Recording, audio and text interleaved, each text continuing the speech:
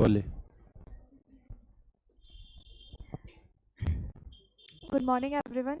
My topic is Western Asia crisis and its reasons. So, for starters, it is very important to understand which specific reason we refers to as West Asia. So, broadly describe the country located in the western part of Asia continent, such as Iran, Iraq, and the Gulf nation of Arabian Peninsula, or the Levant region, is West Asia, which forms the bridge between the Asia, Europe, and Africa, surrounded by seas from west, Mediterranean Sea and Red Sea, whereas from eastern side it is surrounded by Gulf nation and Persian Gulf. So here when we talk about the West Asia crisis, we refers to the persistent political turmoil, the geopolitical rivalry, and the religious and ideological differences among the nations present in the region that have created the insurgency or the instability over the region for the years. The crisis which we refers is basically the outcome of complex set of historical, political, and religious factors that have fueled the escalation.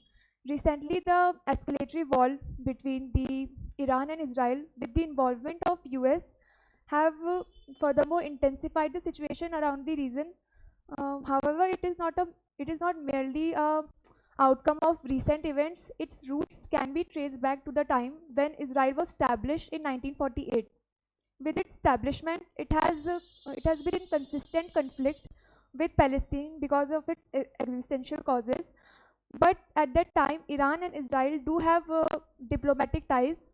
Uh, Iran assisted Israel financially. The equation between the two nations changes dramatically after 1979 Islamic Revolution in Iran, when the Ruhollah Khomeini's government came into power and they transformed Iran into an Islamic Republic state from the pro-Western monarchy. They demonstrate themselves as the leader of the Islamic State and expressed strong oppression and resistance against any influence of West or the West-backed state, which they framed Israel to be the one. Therefore, they adopted strong anti-Israel ideology and defended the Palestinian cause. Although during the timeline of 1980s to 2020, there have not been any direct conflict between the two, but there have been indirect conflicts through the proxy war fueled by Iran, through the armed rebellious group around the region, for example, Hamas in Gaza, Hezbollah in Lebanon, or Houthis in Yemen against Israel, which has been responded by Israel through intelligence operation or military strikes. However, the things changes dramatically between Iran and Israel since 2024, when the indirect war transformed into the direct war. Since 2024, when the Iranian military commanders in Syria were uh, killed by Israel, and which is responded by Iran through military strikes. Thereafter, in 2025, there have been a brief but intense war between the two nations, refers to as 12-day war, in which US and Israel combinedly attacked the nuclear facilities of Iran. For example, the Fordo nuclear facility, the Natanz, the Isfahan facilities. As we come to current scenario of 2026, again initiated by Israel and US, targeted combinedly the military as well as the nuclear facilities of Iran, which results in the assassination of their supreme leader Ayatollah Ali Khamenei, which is responded by further acceleratory actions by Iran through its drone strikes, using its anti-drone defense system. However, the war which we are witnessing currently is not is not a way to threat the US. Is not a way to eliminate the US threat, or a way to as a preemptive measure to avoid any Iranian strike on American assets or Israel, nor it is a way to obstruct the Iranian ambition. It is basically an ideology culminated through the approach of regime change policy in order to destroy the driving force of Iranian government so far. However, over the years, Iran have supplied the insurgency over the area through the proxy wars and created and has portrayed itself as a disruptor of West Asia. Consequently, through the American prodding, the um, Gulf nation signed the Abraham Accords to normalize their relation with Israel and establish stability over the region. Along with this, there have been sectarian differences among the nation present in the West Asia. For example, the Shia sect, Israel being the Jewish majority country, Iran being the Shia majority country, and the other countries, prominently Sunni majority countries, have created the geopolitical rivalry among the nations that have catalyzed the disturbance and the insurgency over the region. Accompanied by this, the external intervention of the global powers like US and Russia have further deepened the conflict. Specifically, if we talk about US have always aimed or objectified to create its hegemony over the West Asia, which could be driven by symphony of factors like securing the trade routes, supporting its strategic allies like Israel, or maintaining its influence over the market, as well as the countering of its geopolitical rivals like China and Russia. The regional intervention in the conflict can be justified by the reinforcement of its involvement, which is accompanied by its formation of military bases in Saudi Arabia, Kuwait, Jordan, etc., and its strategic cooperations.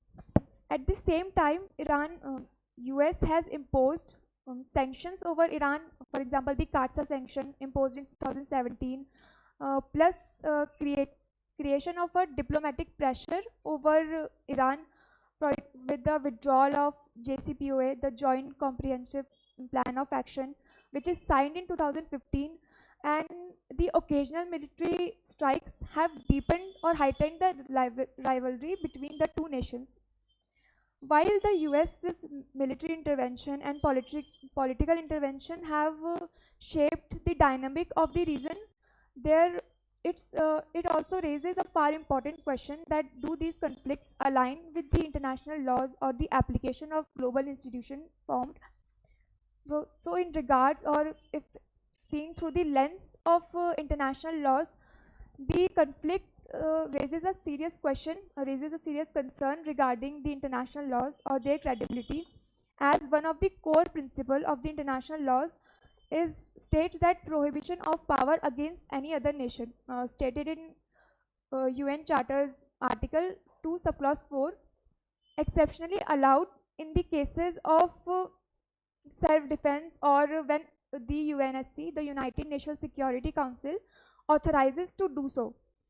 So, this, but during the conflict, there have been military actions, retaliatory actions, and the operations that have somehow blurred the line between self-defense legitimacy versus the unlawful aggression. This depicts the double standards of the international laws that allowed the powerful nations and their allies to escape the accountability due to their own geopolitical interest. As this conflict exposes the fracture or the selective application of international laws, its consequences goes far beyond the reason. Like economically and politically, the conflict directly impacts the global stability, as the West Asia is the center of global energy power comprising of world's largest oil reserves.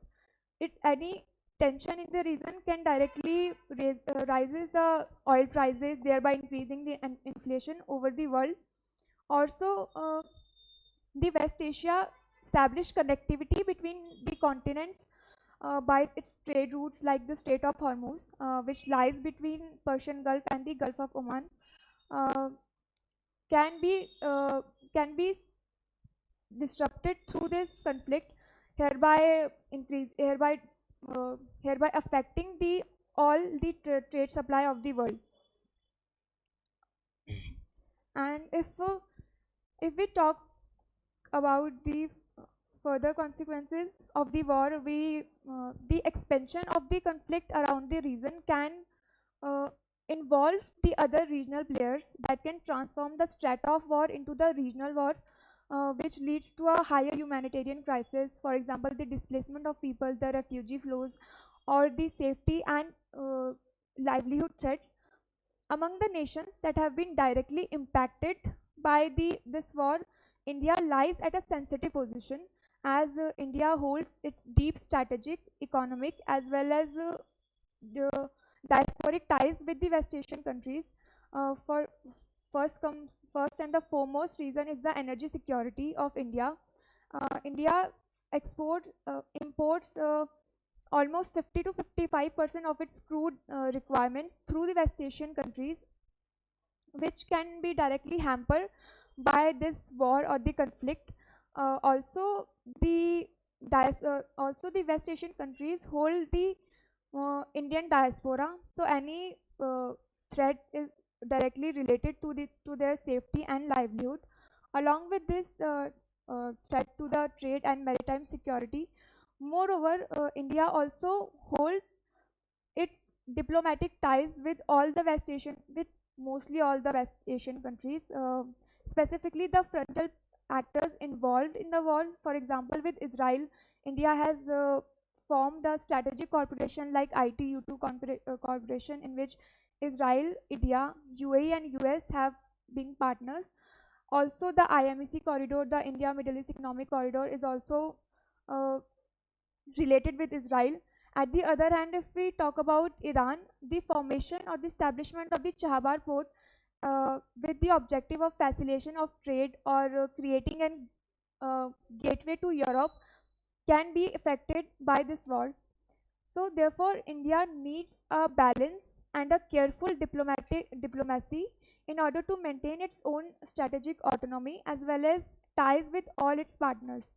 At last, the crisis demonstrates that the modern conflict uh, rarely confines to any national borders, although it also reflects the paradox of our times, that even that while the development of many institutions to secure peace have been done over the years, but the political powers often define the functioning of these type of institutes.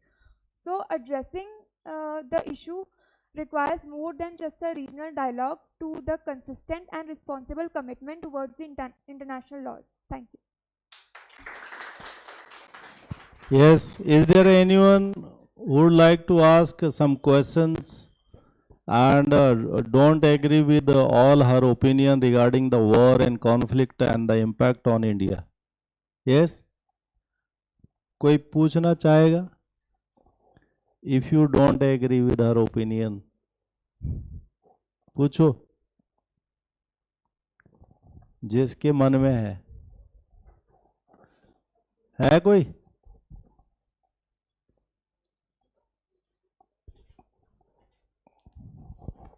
पूछना है किसी को? बोलना है?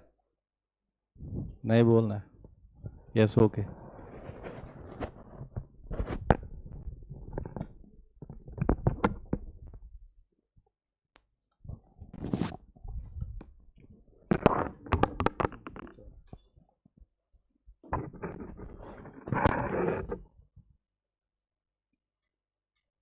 लग जाएगा, लग जाएगा।